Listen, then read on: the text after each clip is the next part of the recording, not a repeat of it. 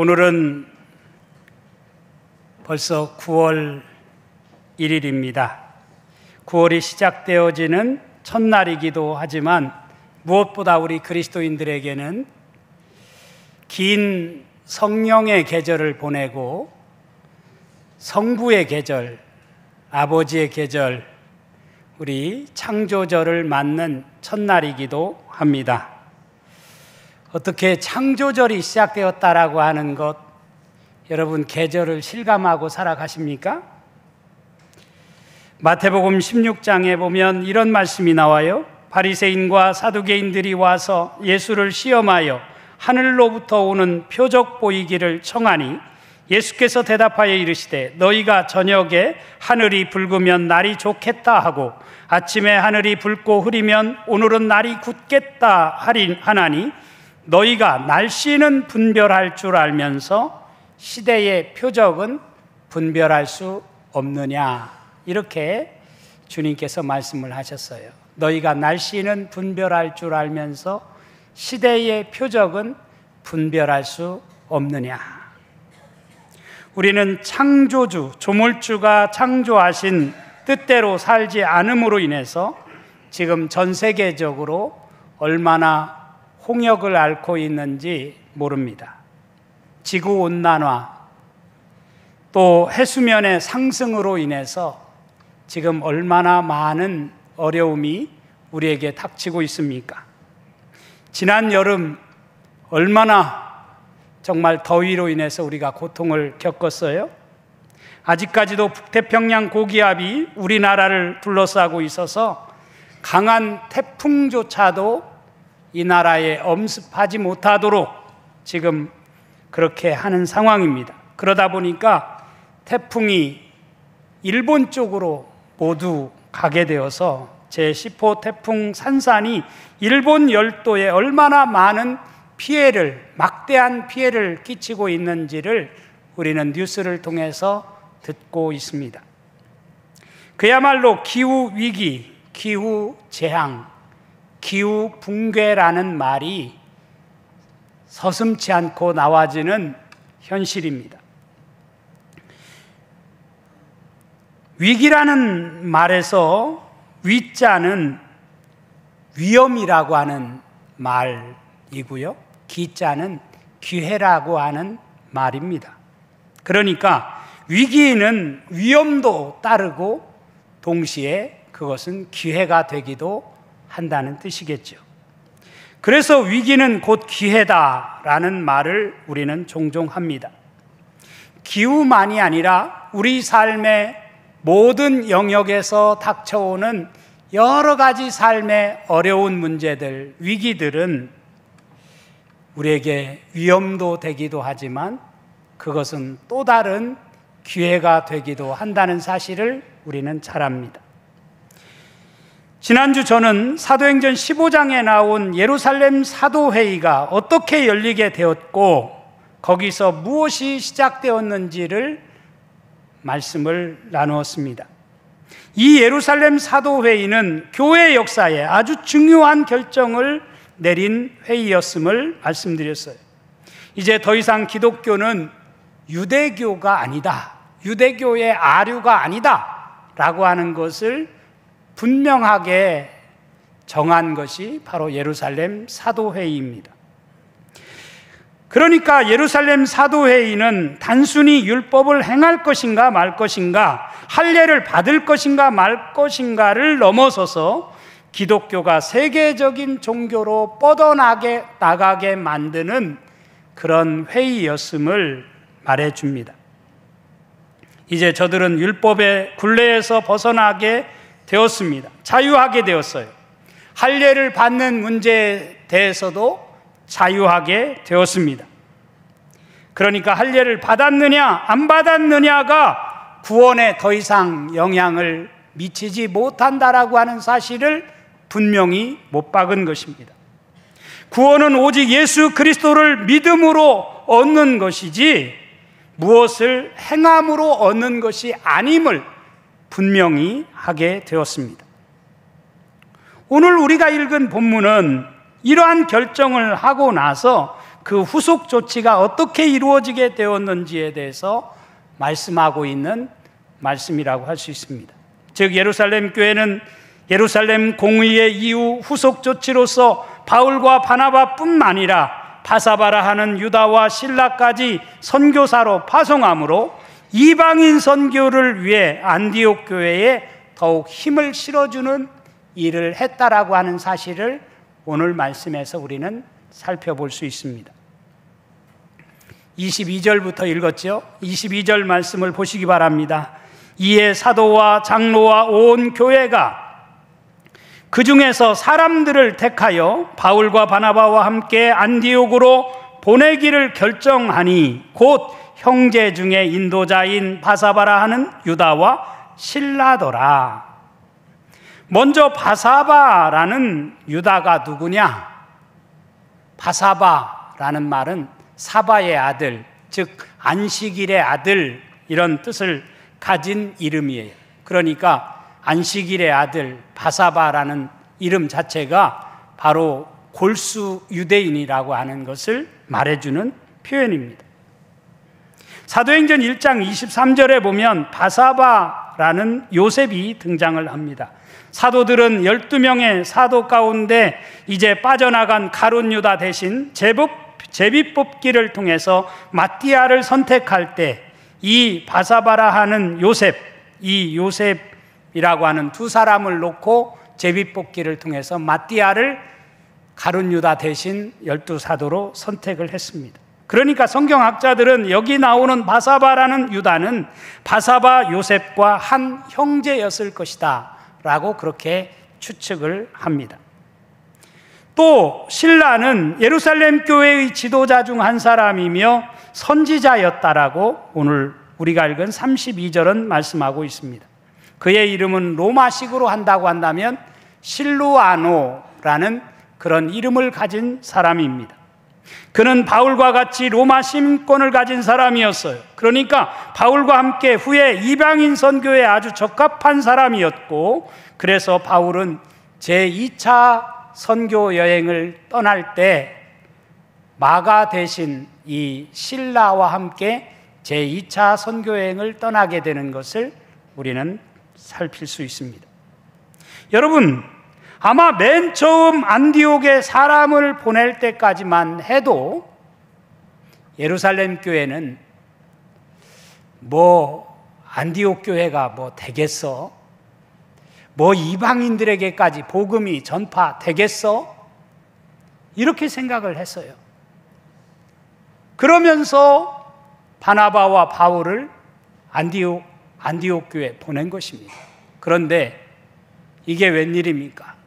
안디옥 교회가 든든히 세워지고 안디옥 교회는 바울, 바나바를 또 이방 지역에 선교사로 파송해서 제1차 선교여행을 통해서 얼마나 많은 열매를 맺고 수많은 사람들을 그리스도인으로 삼는 그런 놀라운 역사를 펼치게 된 것입니다.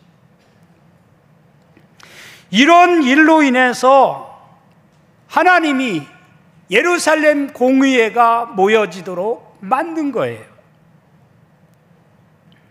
27절 말씀에 보면 이렇게 말씀하죠. 그리하여 유다와 실라를 보내니 그들도 이 일을 말로 전하니라.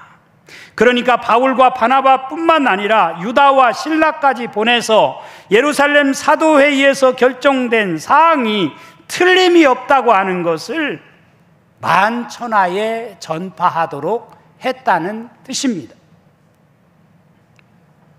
28절 말씀 우리 다 같이 한번 읽어볼까요? 시작. 성령과 우리는 이 요긴한 것들 외에는 아무 짐도 너희에게 지우지 아니하는 것이 옳은 줄 알았노라.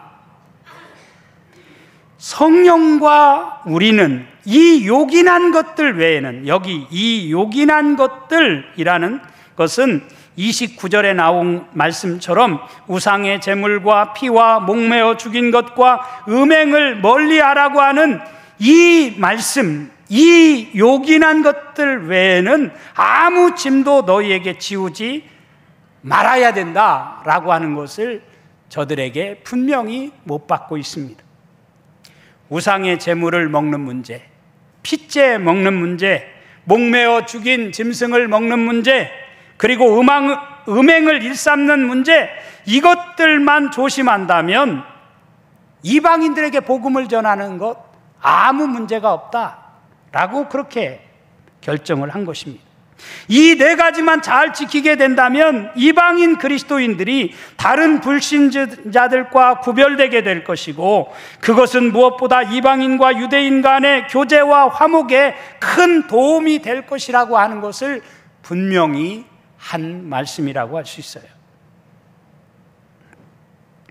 저들은 어떤 문제를 판단함에 있어서 누구의 판단이나 이성에 의존하기보다는 전적으로 성령에 의존해서 모든 것을 결정했다라고 하는 사실을 28절 말씀을 통해서 우리가 확실히 알 수가 있어요. 여기 보면 성령과 우리는 이라고 말씀이 시작되고 있어요. 즉 우리와 성령은 이라고 하지 않습니다. 이것은 한마디로 예루살렘 총회의 결의가 성령의 인도하심에 따라 결정되었음을 만천하에 공포하는 말씀입니다. 오늘날 교회 안에서 벌어지는 분쟁을 보면 대부분이 몇몇 사람의 독단적인 주장에 의해서 결정되어지기 때문에 문제가 발생한다고 생각합니다.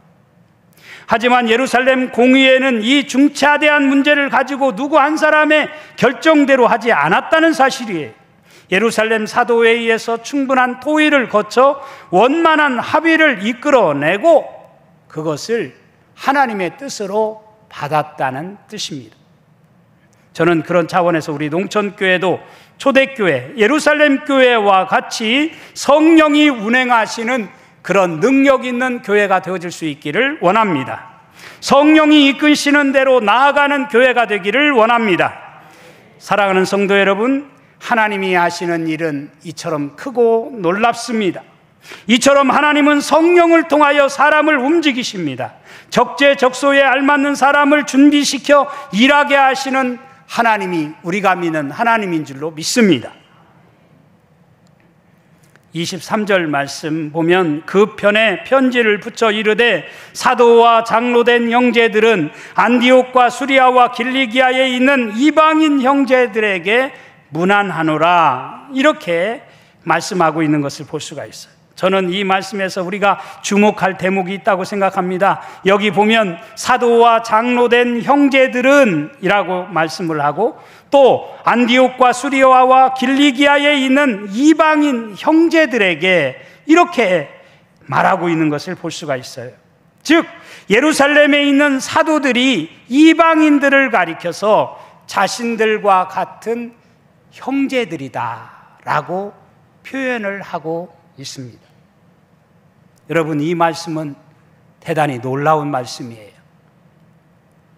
사도들이, 장로들이 이방인들을 가리켜서 형제들이라고, 우리와 같은 형제들이라는. 당시 유대인들과 이방인들은 성전에 가서도요, 유대인들이 머무는 자리가 있고 이방인들이 머무는 이방인의 뜰이 있어요. 당시에는 남자, 여자 같은 인간이 아니에요. 당시에는 종, 자유인 같은 인간이 아닙니다. 그런 시대에 예루살렘 공의회가 열려진 다음 저들에게 그들 편에 붙이는 편지에 뭐라고 쓰고 있어요?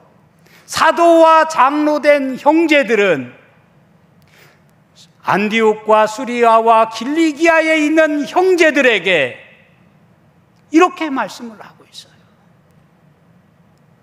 놀라운 말씀이라고 생각이 들어요.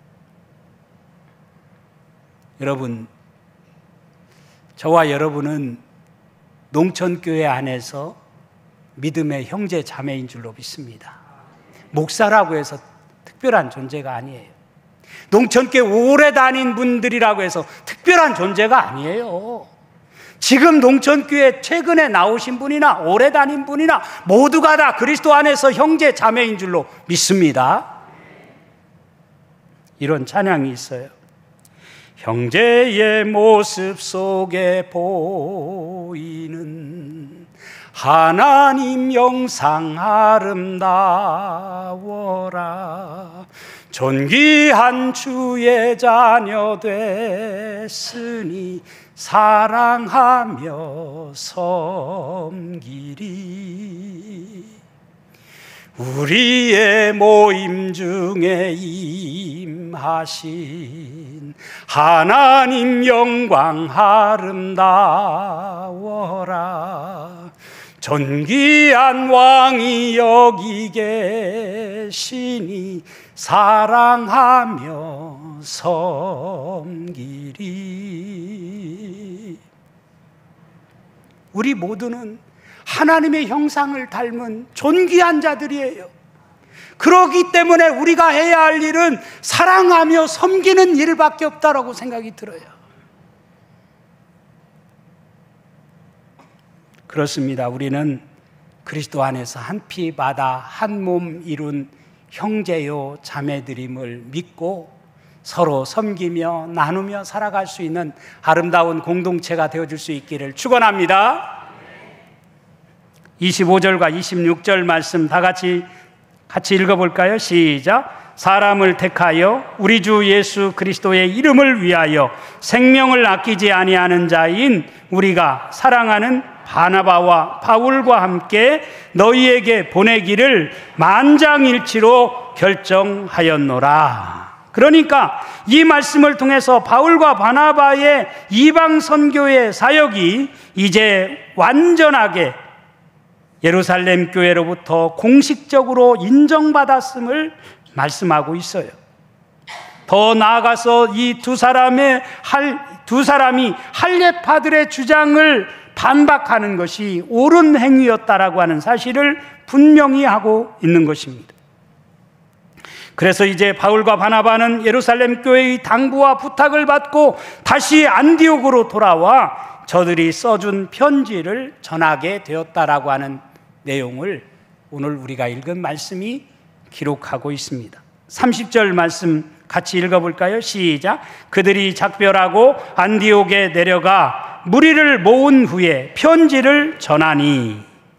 아마 그 당시 안디옥 교회는 이들이 다시 돌아와서 어떤 소식이든지 전해주기를 눈 빠지게 기다리고 있었을 것입니다. 그러던 차에 바울과 바나바가 도착하게 되었고 저들이 돌아와서 예루살렘 교회가 써준 편지를 펼쳐서 읽게 된 것입니다. 31절에 보니까 읽고 그 위로한 말을 기뻐하더라 이렇게 말씀을 하고 있습니다. 여기 위로한 말이라고 했는데 위로라고 하는 이 말은 권면이라고 해야 더 정확한 뜻으로 다가올 것이라고 생각들어요.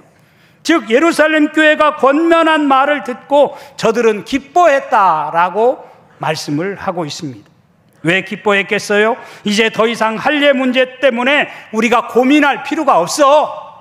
우리는 자유한 자들이야. 예수 그리스도를 믿기만 하면 구원받는 백성들이 되어서 얼마나 이 놀라운 사실이 감사한 일이야. 내가 이방인이라고 해서 유대인들에게 주눅들어 살 필요가 없는 거야 라고 하는 것을 분명히 못 박은 것이에요. 그렇기 때문에 저들은 이 편지를 듣고 이 편지를 읽고 이 위로한 말을 기뻐했다. 이 권면한 말을 기쁘게 받아들였다라고 말씀을 하고 있어요. 아무튼 여기까지가 할례 문제로 인해서 촉발된 문제를 일단락 짓는 이야기라고 할 수 있습니다. 저는 오늘 말씀을 보면서 제목을 함께 할 사람 이렇게 제목을 붙였습니다. 여러분 인생을 살면서 언제나 함께 할 사람이 있다라고 하는 것이 너무너무 중요하다라고 하는 것을 사도행전의 역사를 통해서 우리는 발견해요. 예루살렘 교회가 어떻게 세워졌어요? 예루살렘 교회가 세워진 것을 가만히 보면 예수님을 모른다고 3번씩이나 부인했던, 그리고 저 갈릴리로 낙향했던 베드로가 다시 예루살렘으로 돌아와서 120문도 마가의 다락방에 모였던 120문도와 함께 뜨겁게 기도할 때 거기서 예루살렘 교회가 세워졌어요. 안디옥 교회는 어떻게 세워졌어요? 예수 믿는 사람들을 다 잡아 죽이겠다고 다메섹으로 살기 등등한 모습으로 올라가던 그 사울을 다메섹 도상에서 고꾸러뜨려 가지고 바나바라고 하는 사람을 통해서 그를 예루살렘 교회에 소개해 가지고 그를 안디옥 교회에 보내 가지고 선교를 하게 만들어서 안디옥 교회가 흥왕하고 안디옥 교회뿐만 아니라 전 세계에 복음을 전하는 그런 역사를 이루게 되었다라고 하는 사실을 우리가 지금 사도행전의 역사를 통해서 우리가 볼 수가 있어요. 이런 수많은 사람들을 통해서 하나님은 하나님 나라를 일구어 가시고 하나님의 뜻이 예루살렘을 넘어 온 유대와 사마리아와 땅끝까지 이르러 복음이 전파되게 만들었구나라고 하는 것을 우리가 사도행전 지금 역사를 통해서 우리는 보게 되어집니다.